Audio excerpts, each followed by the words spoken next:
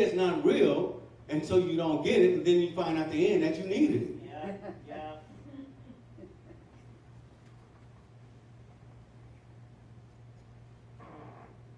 I know for me, we just have to be able to get out of ourselves and represent Christ the way that he would have us to represent him.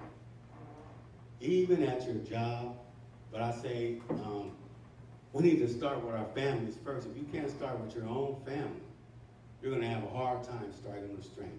Mm-hmm. Well, we just got to be willing to be uncomfortable. So we stay grace. God, Christ's grace is sufficient, and we're anchored in the promise.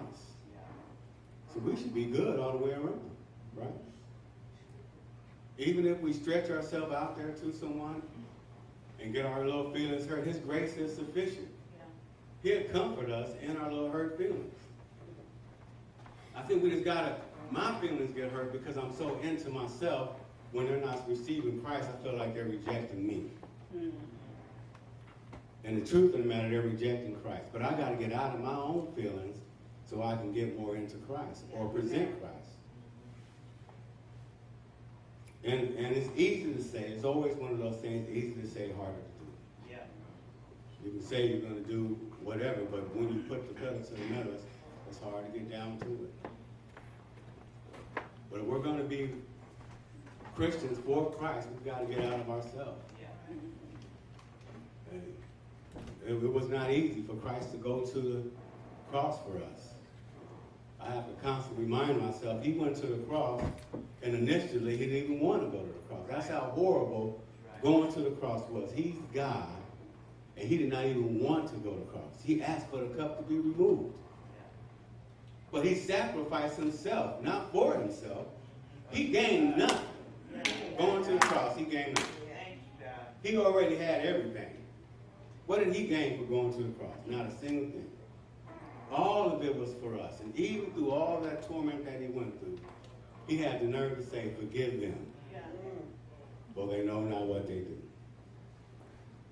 And it wasn't just those who put him on the cross. That was for us. He was speaking about the future. There are going to be days when we're not going to know how horrible we represent Christ. Have mercy. And he had already asked for forgiveness for us. Already knowing that we was going to fall and slide.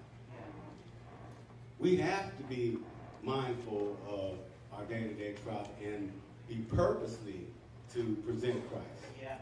I'm trying to get to the point where I ask myself to mention Christ to at least one person a day. Just mention Christ. I don't have to go into a whole drawn-out story, but maybe if I could just mention Christ. And I'm trying to build up the courage to call my family members and ask them. I just want to ask them, do you even know Christ? I just want to start there. Yeah, I hear you. I just want to start there. And just tell them I love you and I need to know if they're saved or not. Because I love them. Yeah. And then just let them receive it however they want to receive it. Yeah. But I'm uncomfortable not knowing. I'm just uncomfortable not knowing. And I need to know for myself. Well, I think I was quick today, so that's what we have. We have any questions?